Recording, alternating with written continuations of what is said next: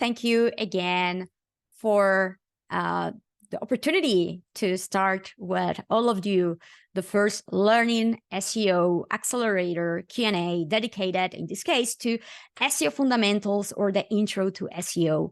In this edition, we will go through the most fundamental concepts of the SEO process, of why SEO, why Google, why certain tasks or activities are meaningful, and how we should focus our SEO process and in the way that we do at the moment, right? And then also to clarify a few doubts and questions that the participants of the Q&A have left here already. And we will also be leaving a little bit of an open mic at the end also to interact with our today's participant. And I hope that today's session is meaningful, not only for the participants, but also to all of you who are watching this video asynchronously in the Learning SEO website too.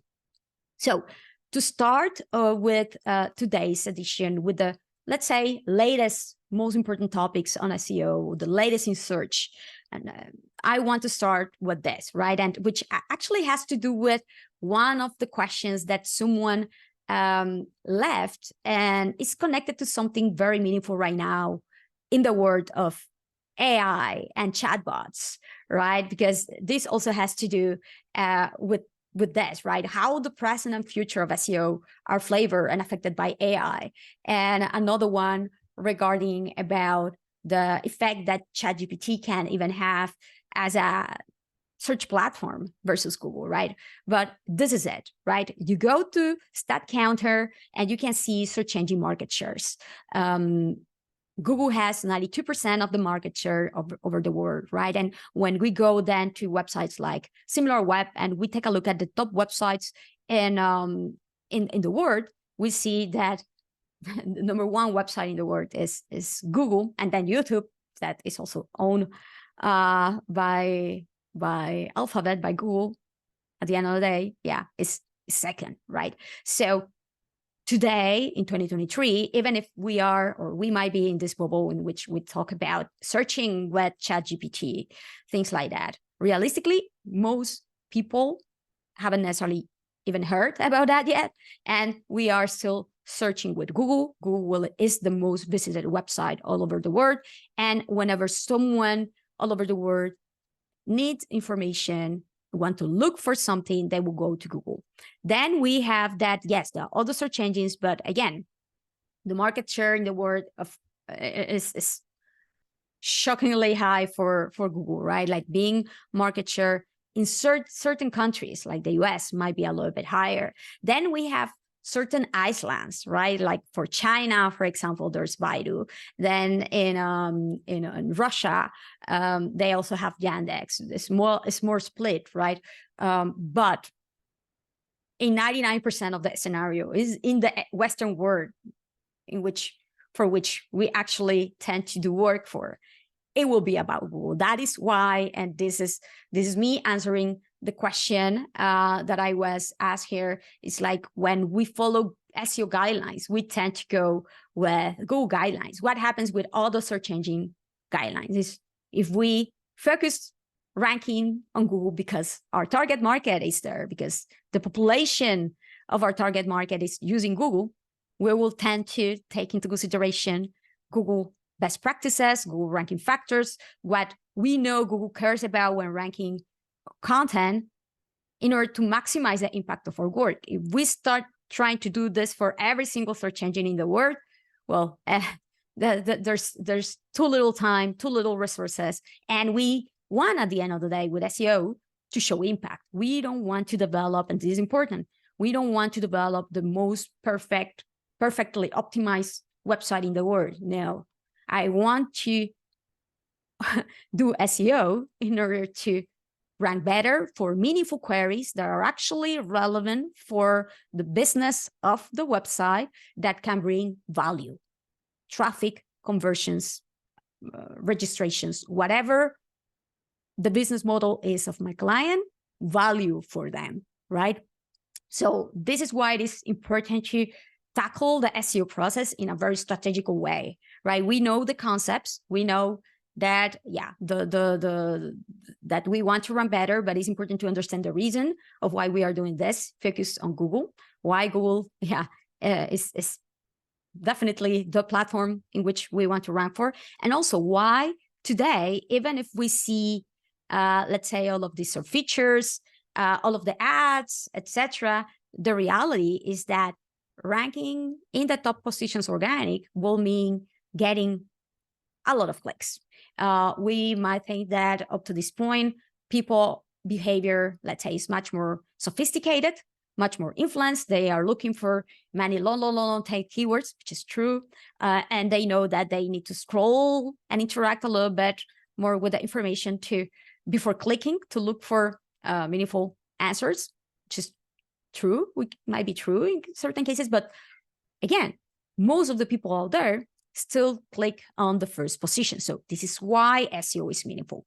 We want to rank in the first positions and maximize the visibility that we may have for those terms that are very meaningful for our business. Whatever the type of business is, we need to do a keyword research and analysis to understand how our potential audience is searching.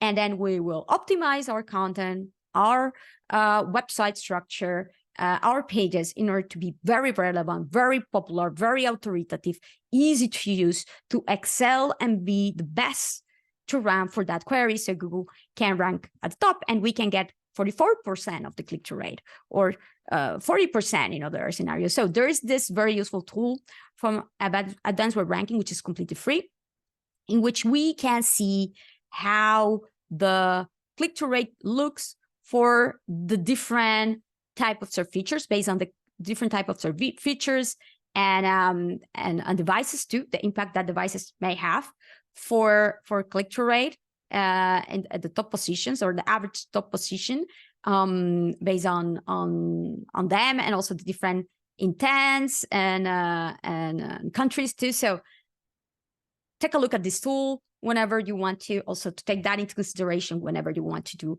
forecasting or projections, or it's like for this type of queries, what are the type of expectations that I may have regarding clicks, or for this type of queries, when there are these features, are people still clicking a lot in organic search results?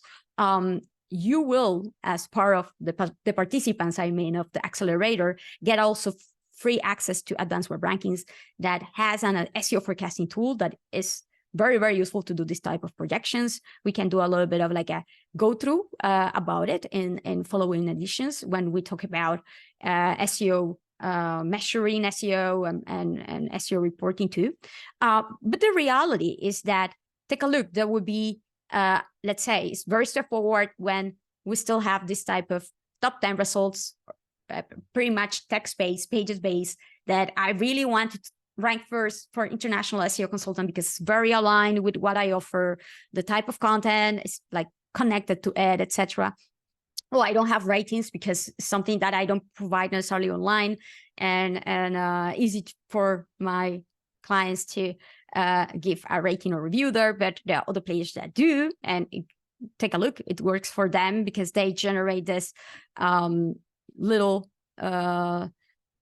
rich result with it. But then we also are going to get more and more this type of other results with feature snippet, with video carousel. So what is important here is to open our minds that we are not only ranking text-based pages anymore.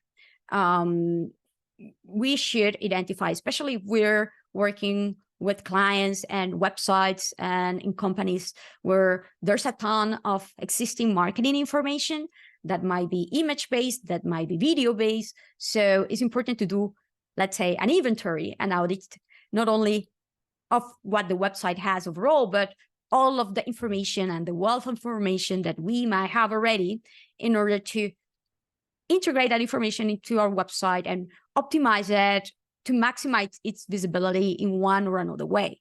And that is why it is always important, and this is something that we're going to talk about more when we do the keyword research session, about how it is critical to always take a look at the SERPs, the search result pages, because we might think that we want to rank for a query, and then we might realize that it will make no sense for us to try to rank for this query because all of the pages that Google is ranking for that query are guides, and we cannot create a guide for it. It doesn't make sense for our business, and we want to rank for it with a listing, for example. Or we are seeing that a lot of these terms are ranked by videos and images, and we cannot, unfortunately, because of our clients' restrictions, business restrictions or requirements, create videos at this point. So it cannot be prioritized, because it means that even if we rank in the top position, we will never get many clicks, because all over the top is covered by videos and images. An example, right? So it is very, very important that we think about, okay, which are the queries that we are ranking that are actually meaningful for our business, for which queries they need to rank, and not only based on the search volume, because a lot of us think about search volume, but also based on their context, their business, their capacity, their restrictions, their goals, the business goals, right? Because at the end of the day, this is what we want to get. We don't only want to get this type of growth in clicks, more traffic for our websites, great, but this too, more purchases. So if we end up ranking for many queries that might not necessarily that meaningful from a commercial standpoint, that are not converting well, etc., like, it's okay, it's great that you're bringing a lot of traffic to the website, but I'm not selling more. I don't have money for this anymore. The ROI is not positive, sorry. So it won't be a meaningful SEO process. So whenever we work on SEO, this is something that we need to think about. We're focusing on revenue. We are focusing on bringing value to the website, to ranking not for the sake of ranking, optimizing not for the sake of optimizing, but actually optimizing in order to improve the visibility, the rankings, and the traffic that will end up converting, right? So for that, what it is important is that we understand the business and website goals, right? So this, because based on this, we'll be able to focus on everything, right? Like, we should understand what decision makers actually care about.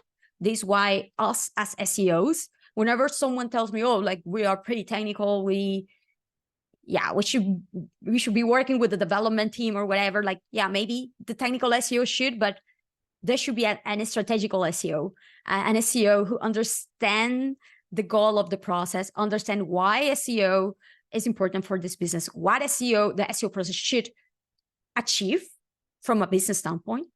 150% more sales for communication software for remote professionals that is featured in this section by the end of the year. That is the goal that decision makers want, and what we should focus on to optimize to achieve from an SEO standpoint. Okay, so if we need to achieve as a business 150% on sales for this software, this means that because of the conversion rate of this website, we need to bring at least an increase of 400% in traffic to mid-bottom of the funnel pages, which are the commercially driven ones. And this means that the listing should get this organic sensor traffic increase because the trend is already this one. So in order to achieve this, let's focus on improving the rankings of this group of queries that we know that can bring this, that are viable to improve, that are meaningful for this type of pages to rank for.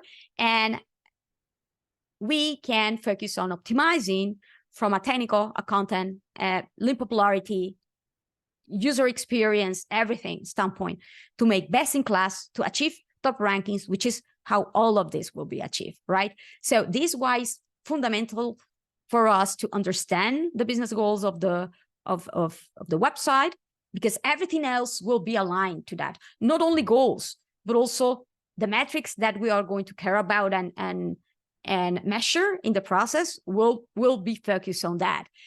It's true that different type of players and stakeholders in the process will also tend to care about different things. And it's okay to, set different type of goals depending on who we are talking with, right? So for example, the CEO or the CMO of a company, they might care about sales and ROI, right? So for example, the goals that we have with them is to increase 50% of SEO process ROI in the next 12 months, or 80% of organic search revenue growth in the next 12 months, or being the first in organic search traffic market shares versus our main competitors in the next 12 months, right?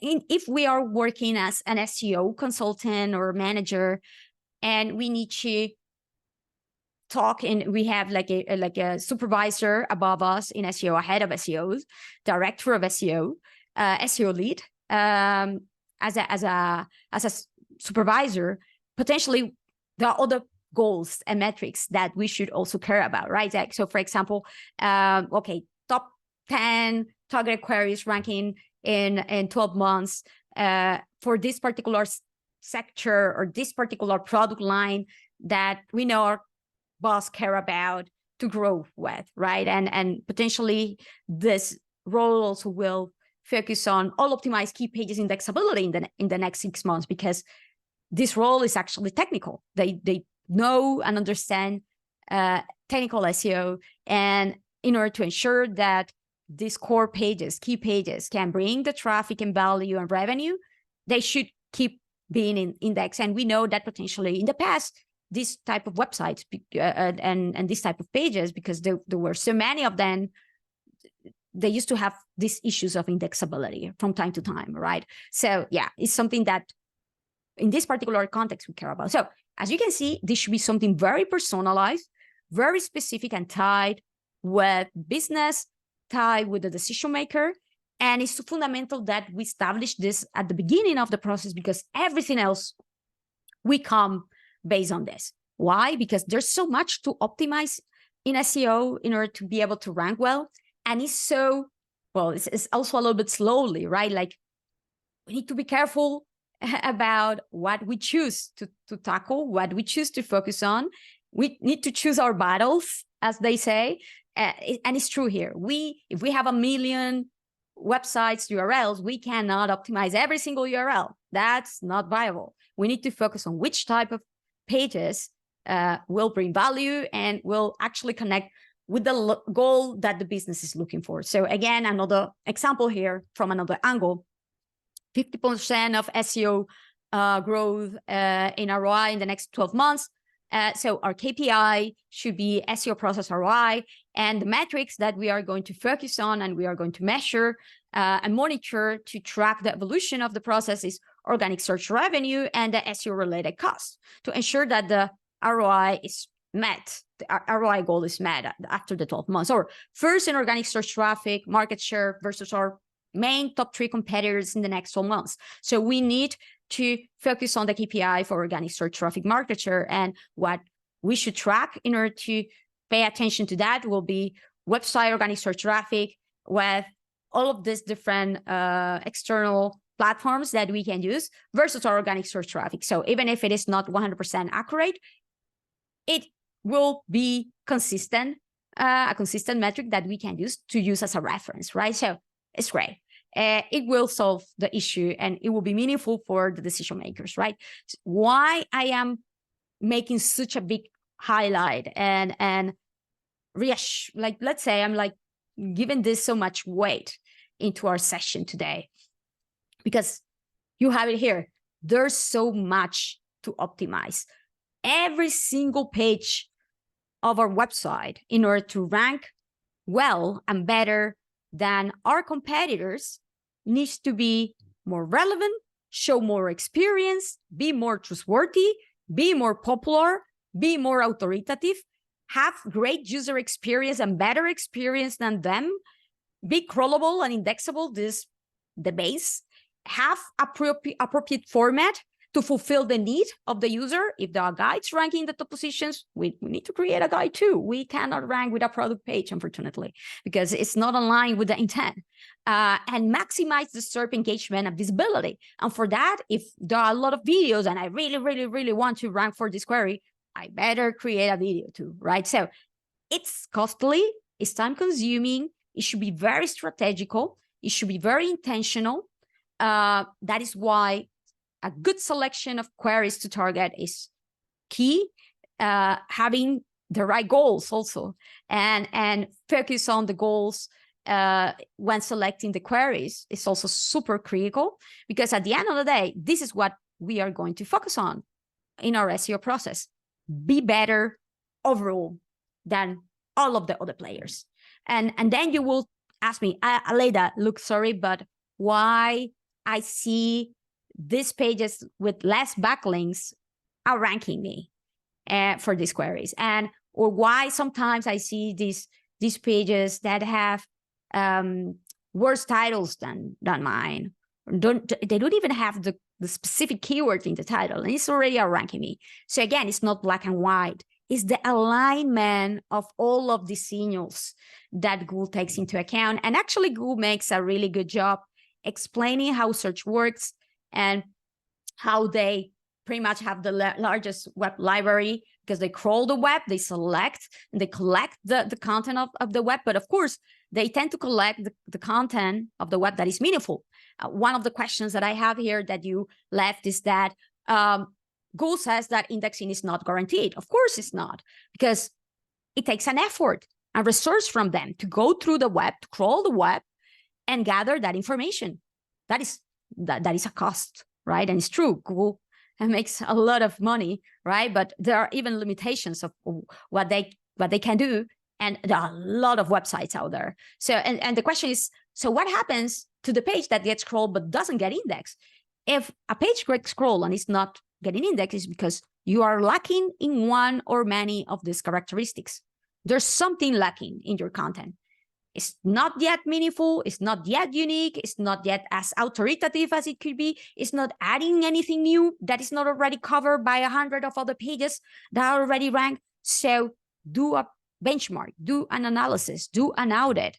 Maybe your page is already it's not locked necessarily, it's well configured from a technical standpoint. You go to the Google Search Console and you see that through the Google Search Console URL inspect tool, and you see that the page is completely reachable, that Google can render the page, that is not a rendering issue, that is not relying on JavaScript, that cannot be rendered, or it's not being blocked. The meta robots is index follow. It has internal links. It has backlinks, but maybe it's something else, right? So I will say, go and take a look and do a benchmark of this page, do an analysis and audit of this page, because there should be something lacking here. Maybe it is the content that is not necessarily as comprehensive, not as unique. It's not better than the ones that are already ranking or already indexed, and this might be a very competitive query. Maybe you don't refresh your content as often, so Google doesn't necessarily recall you very often and won't necessarily take it into consideration as often too. So there might be that too. But my point here is that if we want to make sure to consistently outrank to our competitors, we need to make sure that all of this is aligned and as maximized and optimized as possible. And then you will ask me, Aleda, of course, you have limited resources, limited time. You cannot do this with every single page of your website. And that is why, again, this is critical, because I don't want you, and I don't pretend you to do this with every single page of your website. You will do this optimization process with the pages that actually matter for your goal. And that is why it's important that the goals are very clear. So it is very clear what is the scope of the optimization that you need to do. This is why it's also critical that it's true, you understand all of the elements that are able to be optimized on your website, but that doesn't mean that you will need to optimize every single one of them. Because maybe, an example, and I work with a lot of big brands, a lot of these websites have all of the backlinks in the world already. They have backlinks from the New York Times, they have backlinks from the BBC, they have backlinks from all of the most powerful websites in the world. So I know that popularity is important. I will do a backlink analysis, an audit at the beginning, and this is where we should all start, understanding our context, understanding our goals from a business standpoint, the goals that our clients or bosses will give us, but also understanding, okay, if that is the goal that I want to achieve, how I go from here to there. I need to understand where I am. And for that, we want to do an audit and understand all of this status, all of this configuration. How's my crawlability and indexability? What is my content relevance? What is my popularity? Because I might then realize that I have already all of the backlinks in the world, as I mentioned before, because this is a huge website, big brand that has been forever since the web was invented. So it's not an issue of popularity, of lack of popularity for me. But my issue, when I do the audit and the analysis, I realize that the platform is a very old platform, what is called legacy platform in technical words, that has been there forever, and it's very lacking. And there are tons of internal pages that are linking to all URL versions that are going through internal redirects loops, that many of these redirects are not permanent redirects, but JavaScript redirects that might not necessarily pass the value. There are few pages also that were getting tons of backlinks showing 404s, and this old value and popularity is not passed. There are quite a few categories that are not even featuring content at all, nothing at all, because it is so hard to include content in them, and it's purely just a list of links. But of course, Google will never rank a page just with a list of links, at least not that highly, because that won't fulfill the user need. That won't clarify the user doubts, right? So in that scenario, it's clear that I won't be focusing on link building. I will be focusing on technical SEO, content optimization. Then it might be the other way around. I might realize about when doing the audit that I am working with a startup that is just starting in this very competitive sector where there are players like that with tons of backlinks, a lot of authoritativeness. And then all of a sudden I understand that the crawlability and indexability is relatively cool, correct, because they are using newer platforms like Wix or WordPress too, and they have actually done a good job configuring the main SEO configurations there. So the pages are indexable, the categories are categories, the descriptive URL structure, non-duplication, good intros, etc. But what they are lacking is a lot of content resources to connect with the user search journey when looking for this product, to maximize the visibility and to create authority and build backlinks, for example. So the focus of the SEO process for them will be completely different than from the other players. So having, again, and I am going to reiterate this, clear goals of what we want to achieve from a business standpoint first. And then on the other hand, a very in-depth audit that allow us to understand the status of the optimization of the website from a technical, from a content, from a link popularity standpoint for those queries that will matter to achieve the goals is critical, is fundamental, should be the starting point of any usual SEO process. Again, there might be some SEO processes that are very specific and unique. For example, I have gotten a client that has come to me because they have done a web migration last month. They overlooked SEO, surprise, surprise, and they hired me to recover their website traffic. So of course, all of this will be useless or mostly useless at that point. You really want to go and take a look at all lists of URL that were getting traffic, clicks, backlinks, and ensure as much as possible that they are correctly 301 redirected to new meaningful URLs. And you can start doing that right away without having to go through all of this. Okay, this is a very specific use case. This is a very specific edge case. I am talking about the usual traditional SEO process to start growing the rankings of a new website or established website, but for rankings or for queries that they are not ranking for, or to grow the organic search traffic and revenue in areas where they haven't yet achieved the goals that they want as a business, right? So this is why it is important, again, to have this analysis like this in general.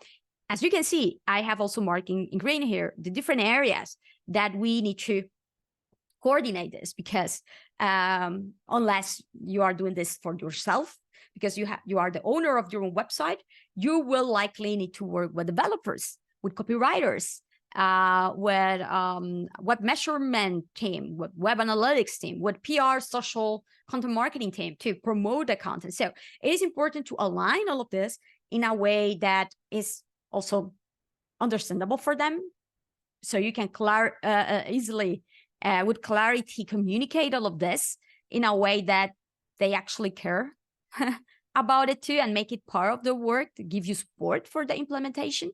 And this is why also I understand that some of you might want to specialize in the future and you saw that in the Learning SEO form I asked about it. Do you want to focus on a particular area of SEO or everything? Like in my case, I am in a strategical / technical SEO, international SEO too. I'm not a link builder, but then I understand that most of my clients are very well-established brands that in most cases, they don't need backlinks necessarily, or I work with and I collaborate with link building agencies that also provide and grow the popularity of my clients along with the work that they are doing with me, right? So what it is important is to understand, well, your focus, your scope, and to understand that in very, very little cases, for most of websites out there, you will be able to get results only by optimizing technical, or only by optimizing content, or only by optimizing or growing backlinks. Usually it's the alignment again of all of them in order to beat your competitors, because very likely your competitors are not only better than you in one thing, they are better than you in many things, and this is why they are ranking you in the first place, right? So it's important that we see it with these optics in order to, well, avoid backlash, avoid issues on achieving results, or being naive too, also in the way that we tackle things, because as you can see, things are almost never black and white, right? We need to integrate a little bit of everything and tackle things in SEO in a very strategical way, rather than in a purist way or conceptual way. Then about someone was asking me one of the questions that someone asked me is like, what is the best way to check that each of the aspects of SEO basis of a website are correct or should be fixed, like doing an audit, right? It's important that, and this like the usual SEO process, right? We always need to establish the goals at the beginning, and based on that, we are going to do ranking, keyword competition research to understand which are the queries that will allow us to achieve the goal from a business standpoint. And then based on that, we can do a content audit. And in parallel, we can be doing also the technical SEO audit. And then we can do the link popularity audit to understand what is the role of that. This can take a few weeks. And then we will have a proper SEO strategy with prioritized SEO recommendations and roadmap, right? In the meantime, in parallel, I am always pro to try to identify those SEO low-hanging fruits, right? Oh, these are pages that you are already almost ranking with. You are ranking position 3 or position 2, almost in the first position, but not in the first position yet. And take a look. It's not even linked from the main navigation. It only has a single internal link, even if it has all the backlinks in the world. Very low-hanging fruit. Start linking to it from your main navigation, because it's also something very useful resource that deserves to be there, deserves to be much more easily found from every page of your website. And all of a sudden, boom, it will have a much bigger effect. Or take a look, your metadata, your titles and the descriptions, they are truncated.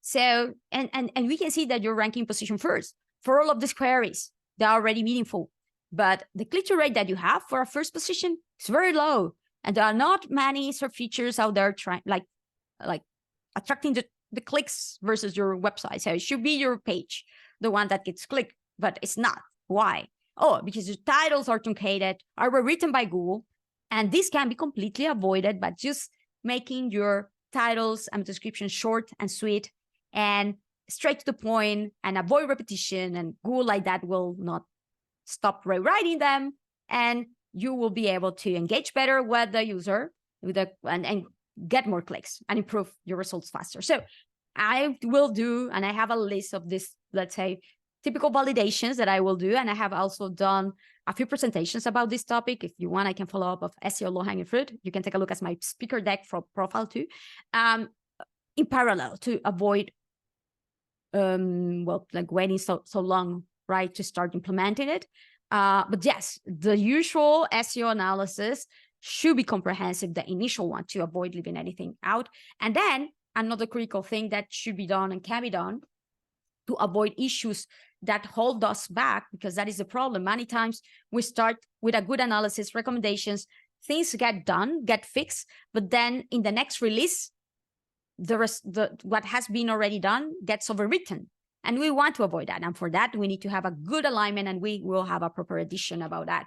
Good management, internal coordination to do validations before and after releasing, configure a good SEO monitoring system, SEO crawls before and after, and also there are tools like Content King that allow us to do real-time SEO monitoring. Little Warden also offers this for smaller websites too, this configuration. So we are alerted whenever the canonical tags get changed or the title, the description gets rewritten and we don't know about and it shouldn't be doing.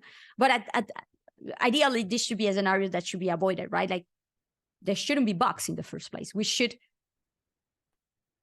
focus our work here initially, not only to identify issues, but the sources of the issues, and ensure and coordinate with the teams involved on the website, content writing, internal linking, etc. So if they see that pages are all the time eliminated and start showing 404s, to establish a rule and a validation. So you don't only fix the former 404s, but from now on, every single page that is eliminated from the website is 301 redirected to the parent category or new version. This type of rules, right? So we avoid new errors and issues in the future. Otherwise, we will be always chasing bug. And some rules and, let's say, steps to follow when doing SEO audits or analysis, right? To focus your SEO process with meaningful activities, impactful activities and tasks are these ones. So we should start by understanding the SEO goals and the website technical, business, context, goals, and restrictions too. Later, it's not possible to implement 301 redirects. They need to be 202. They need to be JavaScript redirects. So it's important to understand the context, what we play with, what are the restrictions that we play based on our realities, based on the resources existing in the website. And this is why we cannot and we should not easily try to evaluate third-party websites that we don't know about, because we don't know the internal workings of the websites. We don't know the context. It's very easy from the outside say, it's like, why they have a 404? They should implement a 301 redirect. Don't they have an SEO? They do have an SEO. That SEO doesn't know their work. Why they don't implement on a 201 redirect? Many times, and you will understand this the more experience you have, especially for bigger website. If you identify that there's something missing or not working, whatever, it's not because you're smart and they're dumb. No, they know their stuff. They have in-house SEOs very likely, but their context doesn't allow them to fix that as a priority because there has so much going on. It's not, especially in bigger companies. SEO is just a little thing of many of the channel, right? So yes, it is important to understand the context and not be so quick to evaluate others' work and what you see out there, because we likely are missing a lot of context to understand the why, right? So once that we understand the context of our website, the goals, we start gathering and identifying issues and opportunities, website overall optimization data, along with current traffics, rankings, revenue performance, to put whatever we identify in context. So for example, we might again identify there are like hundreds of thousands of 404s, and because of the platform restrictions, it is not doable to fix them in bulk. They shockingly, you need to go one by one, where you don't need to, but the developers, right? So then all of a sudden it's so critical to prioritize. So you won't be able to give them the same priority because otherwise you will never finish. And sorry, it's always bad to have a 404, but I am okay having a 404 on a page that nobody visits. That is not about the business. That is all whatever FAQ that should have been redirected ages ago, but because of technical restrictions, that has been undoable. And instead, focus on fixing the 404 of a former product page that is attracting thousands of backlinks, that is somehow still being referred by many websites out there, and that was bringing tons of traffic and value to 301 redirect to the proper version, or to try to re-enable, do something in case you cannot redirect, right? So again, context is everything. Prioritizing based on our goals and context is everything too. So this is why it is critical to add the traffic and revenue and potential into the mix here as a factor to take into account. So we want to gather information with SEO crawlers. If we can get web server log files, also great. Google Search Console, content optimization tools, backlink tools, Google Analytics, other SEO tools, as much as we can have to have a complete puzzle of the current optimization of the website, meaningful pages, the best will be. Then we want to analyze to identify potential issues or opportunities to assess if they're actually harming pages' organic search performance to achieve the website SEO goals or biz goals and user experience or not. Again, if we identify that there are hundreds of thousands of millions of issues and you have very little resources, I'm sorry, but you won't be able to fix them all. You need to prioritize and prioritize well to fix those pages, those areas that are actually very, very, very meaningful for your business goal, for your SEO goals. And based on that, and this is important, we are not paid as SEOs to find issues. We are paid to achieve goals and find solutions for those issues. So establish solution-focused actions. We are going to see more about this in the edition dedicated to SEO recommendations, SEO audits and recommendations that are meaningful. But this is critical. Whenever you go through your SEO audits, you might have checklists to use as a reference to support your work. But please don't send a checklist to your client or to your developer, to the copywriting team, because they don't know. They won't know what to do with them. They won't understand the context. They won't understand the why is this important, where they should start, why this is matter, what they should do with it in the first place, how they can fix it, right? For that, you need to develop SEO recommendations that are actionable, that are focused on solution. For of course, fix them by implementing 201 redirects from now on, and fix all of these URLs here that I gather that have backlinks and internal links, and 201 redirect them to the parent category like this.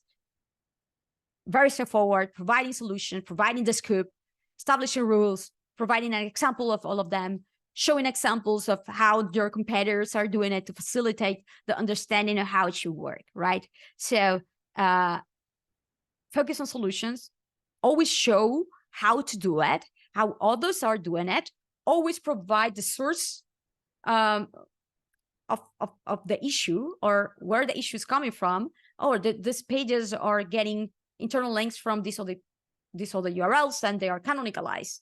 They shouldn't to other URLs. They shouldn't be getting internal links in the first place, only indexable pages. And this is hurting because the indexable pages that should be getting the links are very important pages to rank with. So let's update internal pages. So you need to give the information about where the internal links are coming from and where they are going, and exactly say where they should go to instead. You need to focus on the solution rather than the issue, right? So, and after you find all of these issues and provide solutions for them, you need to prioritize, because again, there's not enough, let's say, resources for all of them. And this is why I have also tackled this topic many times in the past, and I have done a few presentations and even an article that you can take a look at here with free SEO recommendations prioritization and presentation templates in Google Sheets and slides that focus on what I mentioned before, prioritization and solutions-driven SEO actions that explain why something is important, how to address it, where it can be found, what can be expected, and in this Google Sheet, also criteria to prioritize based on impact and effort, all of your SEO recommendations, right? So you can find this resources there. The point here is that you should prioritize those SEO tasks that actually affect you, that actually influence your goals, that actually are meaningful for you. Those that won't be meaningful, like I wish to be living in utopia too, and that we all have peace and love, right? But we live in the world that we live. We are constrained by the restrictions that business have. we have limited time for our SEO process, we have limited resources, and we should focus on those pages that rank for the queries that are actually meaningful for us, that are meaningful for conversions, traffic, and achieve those revenue, the revenue that our clients need and wants, and the one that we're focusing on in our SEO process as goals, right? So that is definitely the way to see SEO. What it is important is that we communicate this with our clients early on, that we establish goals as early on. If we see that they don't understand, we evangelize and we educate. If we see that they really don't understand and they want to resolve faster and they want it all and they don't understand about prioritization and they don't have resources at all, like whatever, well, then we explain that SEO might not be for them yet, that they may want to do PPC instead. So yes, there's that. So I believe that with all of this, I have pretty much tackled this initial, let's say, SEO fundamentals, how we should see the SEO process, the main criteria. I think that I have already addressed many of the questions here. What role plays user experience in an SEO strategy? As you can see, user experience is part of the criteria that I have mentioned here. Whenever Google also mentioned how they rank pages, how search work, also user experience is listed here very clearly, that they want to give and provide users a safe and user experience, the most relevant experience. Why? Because it's not only because they want to be great and that's it. No, it's because if they end up ranking a website that will never load, that is super slow, or that is not mobile friendly, or that is insecure, they will say, oh my God, Google is so bad. How they will blame Google, how they are referring me to this bad website that doesn't fulfill my need. User experience is critical. The thing is that, again, it's not one thing or another. You might find that there are, unfortunately, still today, websites that we might consider have a bad user experience. So, for example, many publications out there with tons of ads that are intrusive, and you think, oh, how is this website in the first place able to rank for these very popular queries? And the question is, like, all of them are like that. I mean, all of them are relevant, have a lot of backlinks, are super authoritative, have authoritativeness, trustworthiness, their content is great. The thing is that the user experience is poor, right? But all of them are like that. So if there comes one player that doesn't do that, they will likely be highlighted even further easily, right? That is why whenever I am working with clients, like, do what your competitors are not yet doing. Go ahead with them, be better than them. And not because all of them are doing the same thing. It means that you need to do that. The problem that in this particular case is that, of course, it's part of the business model. They need to show ads to make money and live, right? It's part of the whole ROI. So it's easier said than done. As you can see in SEO, this happens a lot. Easier said than done. There's a lot of contents, there are a lot of nuance, there are a lot of restrictions, right? There's another question about how the present and future of SEO are flavored and affected by AI. There's another question that I think that I hadn't yet tackled completely to start wrapping up before asking any additional questions that you might have here. I created and wrote this post about my initial thought on Google search generative experience. That is Google answer to ChatGPT and how they envision that will be the next step and evolution of using LLMs to answer the questions of the users. As we can see, is this extra layer. The experience is not great yet. For me, it's like feature snippets in Asteroids, pretty much replicating already the results that are below. So right now, I will say, well, the bad thing here, but like the clickable elements are the ones here to the right, not the elements that are provided like in the main content, right? A lot of people have already like exchange or let's say provided this feedback to them, negative feedback, let's say, and they say that, oh, this is only a test, this should be improved. Chat Bing, the Bing chat, sorry, the Chat Bing experience is much better than this one, in my opinion. They highlight and provide links. As long as there are links in the results, the website will get the traffic, right? And eventually, like the issue comes when you work for websites that are not the final provider, right? So if you work for an e-commerce website that sells actual products, or service-oriented website that sell direct products themselves, no issue. The problem is like when you work for a website that don't provide a product or service, that they just the middleman, they just provide reviews, right? And so these are or tend to be the type of pages that will have a little bit of more of an issue to keep or stay relevant, right? Because pretty much Google is here, let's say, replicating this type of experience already in their snapshot, in the search generative experience and snapshot. And beyond this, I will say that our role as SEOs is optimize and get visibility and traffic and users and potential customers to our clients, whatever the interface, search generative experience or usual search results, right? We should be playing, testing, identifying, being proactive to identify always opportunities. So whatever comes next, well, it will be a change a little bit of the paradigm, the way that we work. But this is SEO, right? It has been always like this. If you have been, not in your case because you are relatively starting still, but when I started doing SEO in 2007, it was very different in many ways because of the capacity and sophistication of Google to identify manipulation patterns in backlinks, for example. Content quality, for example, was different. So this, again, is an extra step into that. We need to, well, be proactive, identify opportunities, and think that our role as SEOs is not optimize a title tag and that's it. No, our role as SEO is to bring traffic, revenue to our clients, whatever results, and what independently of how people search, we need to be there. And as long as we have that clear, we will focus on what matters in that particular interface to identify what influence the results or not, and get our clients there. And that is what is important, right? So yes, exciting times indeed.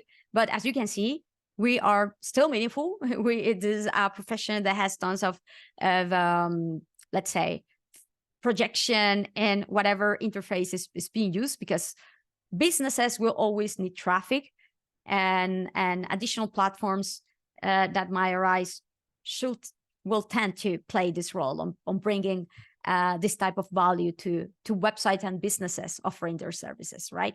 So great. Another question that I have here, I think, is Catherine. Is it better to do on-page and off-page optimization with plugins, manual, or mix? What is the most cost-effective way to do it in an accurate way? I don't care the means.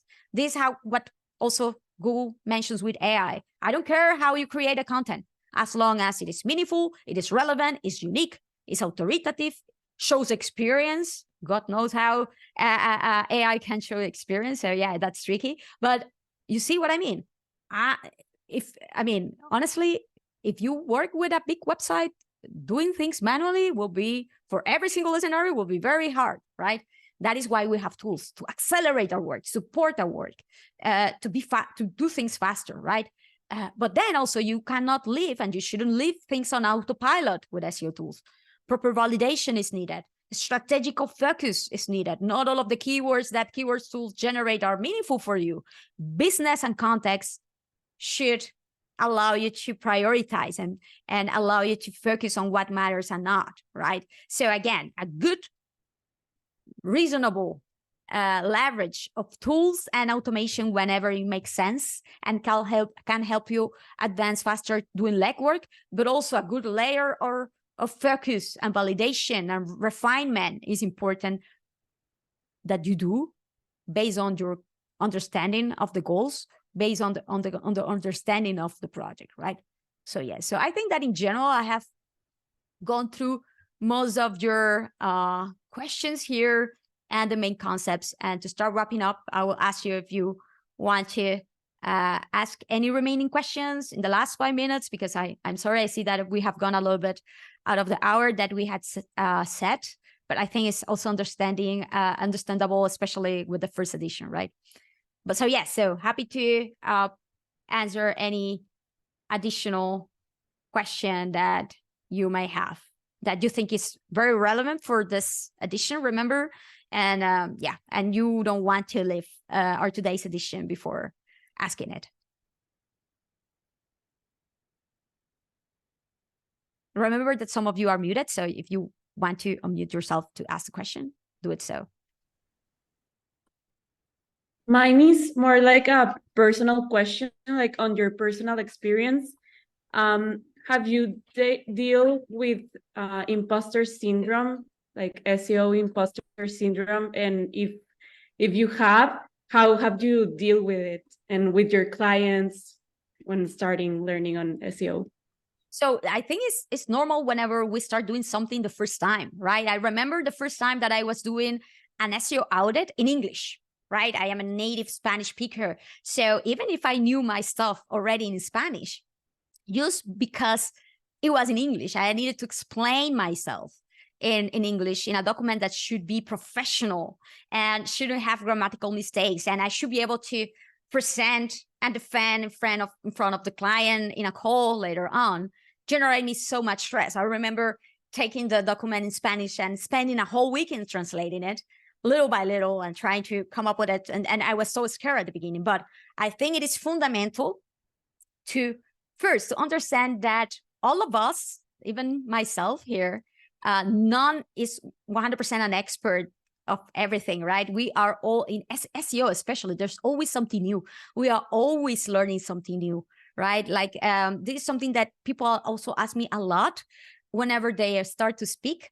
They are very scared and they ask me, what happens when someone asks me at the end of my session something that I don't know? Oh my God, this is what I'm really scared about. It's like, why? It doesn't matter. You're sharing your experience based on your experience. What you have seen has worked in your context. If someone asks you about a particular scenario that you haven't seen yet, doesn't matter. You tell, oh, that is a meaningful question. I haven't been yet in that scenario before. So I am not able to give a straightforward answer. But in this other scenario, this is what happened. Or thank you for that question, because I haven't been in that scenario. I cannot tackle it right now. But I will make sure that in the future, I take that into account so I can check and validate what happens in that particular scenario. You see, nothing matters. So the same when we are starting doing SEO. I have done, if they ask a question that you are not 100% sure, you can say something in the along the lines of, oh, this tends to work like this. And in past experiences, I have seen this and this. Allow me to double check, though, the latest sources that I have in this last project to see if that continues to be true. Or because Google is always updating their guidelines. The last time that I work in this particular scenario or a project similar to yours, this is what happened. But allow me to double check and come back to you with a definitive question. So it's not about, oh, I don't know about it at all. I'm useless here. No. I know my stuff. I am an SEO. I know about this. Potentially I haven't worked on this particular context in the past, or I haven't updated my knowledge in this particular concept in the latest month. Give me a little bit of time to go and validate and double check to come with a definitive answer, right? So nothing wrong about that. That is something that I tend to do a lot of times, and it's usual. And at the end of the day, again, not me, not everybody is super knowledgeable and have the total definitive experience about everything. It's not doable. That is why we end up specializing too. And that is why you see always Google spoke people always answering questions to the community, leaving the questions documented too, that you can also refer to. That is another good point. Whenever a developers who thinks that they know their stuff, or copywriters that they're questioning your recommendations, the best way to target and address that is to, okay, here's Google official recommendations about this.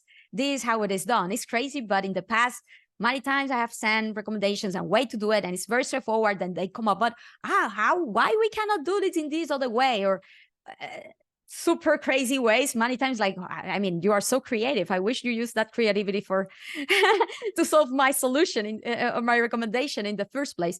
But yes, it tends to happen. But you need to, well, address yourself and communicate yourself in a way that you know your stuff, that you show that you know your stuff, and support yourself with these resources that we have nowadays, from Google directly from authoritative resources, learning SEO resources, link resources, a lot of resources of case studies that are out there, etc., right? But it's normal that many times you feel insecure.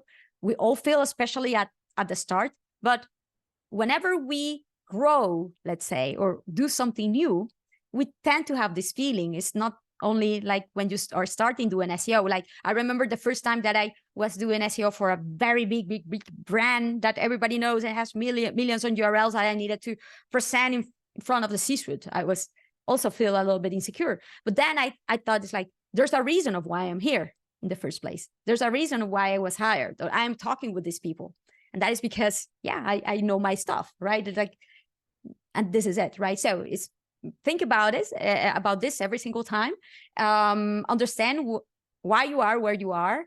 Think about where you were a year before or 2 years before, and then you will understand and you will reflect on how much you have learned also.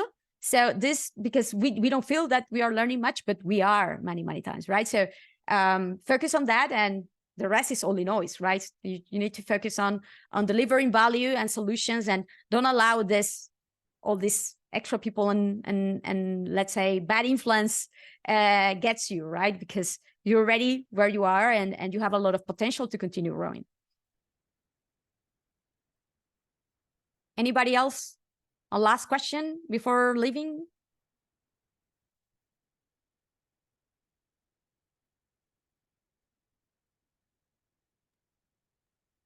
Okay. Aleida, go on. No, go. So, sorry, I just joined the session late. And my question is, like, I'm dealing with a completely new CMS, which I have no idea about. I don't know whether it supports structured data. I have no clue where to start. I have experience with WordPress, Webflow, and all that, but how do you go about doing that? Like, do you actually go ahead and try and find tools, learn about the CMS? Is that easier, or do you convince the management or the C-suite to move to a different CMS? But that is a big deal all of a sudden, right? And yes, it depends. I mean, if you need to understand the CMS, how it works, if it has plugins, if it has features, ask for access that will allow you to go through the CMS. Look for guides, be proactive, right? I mean, an SEO needs to be proactive. I don't know about this. Go and ask, go and test, install it on your website, play around it. If you are not given access, you need to be proactive to be in SEO, that 100%, and see what is capable or not with the CMS by default, right? Again, if the CMS doesn't have SEO features integrated, that doesn't mean that it cannot be done coding, right? But for that, you will need development resources. But what you cannot do is to tell the client, oh, move from this CMS because it doesn't have a SEO plugins or SEO features. No, remember that SEO at the end of the day is about this. So imagine if this replatforming or migration to a different platform costs millions. The SEO process won't make sense anyway if they end up investing 2 years on a replatforming that is a headache and will cost them more than whatever you can bring. See what I mean?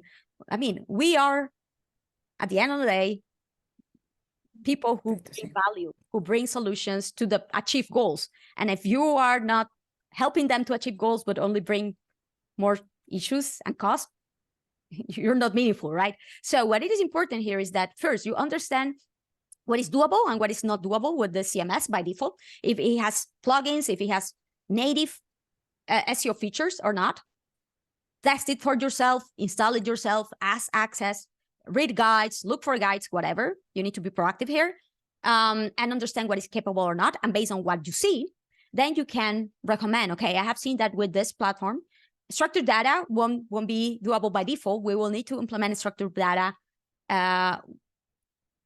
ourselves. And you will need a development team for that, or you will need to hire this external tool that implements structured data on any website, because there are tools nowadays that it's not only a plugin for for WordPress, but there are plugins, e-links, for example. They allow you to implement structured data and internal linking for whatever platform, not necessarily for WordPress only, right? So what is important is that you analyze, again, what is doable or not by default easily with the platform. Then you identify the other alternatives that are low-hanging fruits, that are easy to implement, easy to use. And then finally, based on that, you tell, oh, no, we will actually need development help with a proper developer. So, and they should be assessed then if it is worthy for them or not to hire a developer to do it from scratch or to re-platform. But this is a business decision, right? A much more impactful than use SEO. You won't re-platform only because you cannot implement this and that on SEO. It's a big decision usually, unless you have, of course, a little website with 3 pages, and that's very straightforward. But if not, if it is a real business, it's a very big decision. So again, pros and cons, cost of doing it in one or the other way. If doing it from scratch, what WordPress facilitates the life, but then they are not in WordPress, they are in this other platform, but they can hire a developer to do it on the website pages, then it's okay if the cost is still low, right? So it's about you identifying this and finding solutions and alternatives to do it in a cost-effective way, independently on the platform. I believe that SEO is independent completely on the platform. Then, of course, a platform can facilitate our lives a lot, right? But I have worked with websites that, what I mentioned before, legacy websites, that a redirect takes months to implement because, yeah, there are no plugins, there are no easy ways to do it. There are a lot of other tasks to do, but it is doable, and you should tackle that and assess that. But for me, it was not doable at all. Or like, I mean, I would have been fired if I tell this big brand website, you need to migrate from this platform because I cannot implement my redirects. Like, no, there are many other reasons and goals that they have with that platform, right? So integrate yourself into your business. Think of yourself as not only a technical SEO that only cares about SEO and that's it, but you need to integrate yourself and understand the why of whatever it is right now there are on the website, and that's it. In any case, we will have, remember, different sessions dedicated to this particular topics about on-page SEO, structured data, CMSs too. So yeah, I'm pretty sure that you will be able to clarify any more doubts regarding CMSs there. Any question? Remember that the question should be about overall SEO relevant on this topic. This one, the last one for real. Okay, yeah, I have a question. Go. You talked about SEOs. Okay, you talked about SEOs. SEOs don't have to actually look for problems. They have to focus on solutions. Like if you're a technical SEO and maybe you have to go to the Google Search Console to look for problems or something that is affecting your site, maybe probably indexing issues or crawlability issues. I actually want you to elaborate on that. Why would you say you don't focus on? We want to identify the issues. We want to identify the problems that are holding our websites or our clients' websites back. But we cannot say, oh, I have 404s. How bad that they didn't pay us to tell them you have 404s. What they have paid us to do. They have paid us to grow their website, organic search traffic and revenue, right? So if I have an example, 1 million 404s on this huge website, my, let's say, way of work or our focus shouldn't be of, oh, you have 1 million 404s, take. That is not our work, finding issues. My work is finding solutions for those issues. So you have 1 million 404s, 1% of these 404s are actually of pages that are actually minimal for you. So this 1% should be fixed right now by 301 redirecting these URLs to this other new versions of these URLs or these parent categories in case they have been eliminating. All this other percent are of pages that are not on the website anymore. So stop generating XML sitemaps because all of a sudden you discover that the reason why they were being crawled anyway by Google, it was not because of backlinks or internal links, because they continue generating sitemaps. Stop doing that. And that's it. So you provided solutions for the issue. So that is why they are paying you for, to provide solutions so they can achieve goals. They are not Of course, you provide solutions after you have identified the issues. But my point here is that you shouldn't skip with the issue or stay with the issue. You should go the extra mile. You should go to the extra step. That is that this is the issue and I give you the solution for the issue.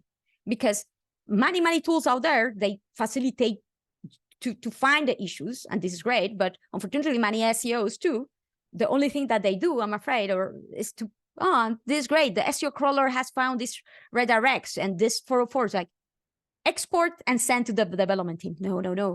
You need to prioritize. You need to explain why they are meaningful. You need to prioritize those that are actually meaningful in that project to fix them. You need to tell them how to fix them, the solution again, right? So that is the difference. Focusing on the issues and focusing on the solutions for those issues, right? And the solutions that actually matter for that project, because many times there will be so many issues that we cannot provide solutions for all of them. And the website won't be able to implement them all because of lack of resources, money, time, etc. So that is what I mean when focusing on solutions. Perfect. So thank you very much for your time, because we are already a little bit of extra here. I hope this has clarified most of your doubts. If there are any meaningful questions that you think that I haven't tackled here, please leave them in the Google Sheet highlighted. I think that I have done a pretty good job trying to tackle them all, but if there's something really meaningful that you think that really belongs to this edition that I haven't, please highlight it there, and I'm more than happy with so. It has been amazing to have you all here in this first edition, and very looking forward to see you in the next one. Take care. Bye-bye. Thank you, Leila. Bye. That was Thank awesome. you. Thank you so much.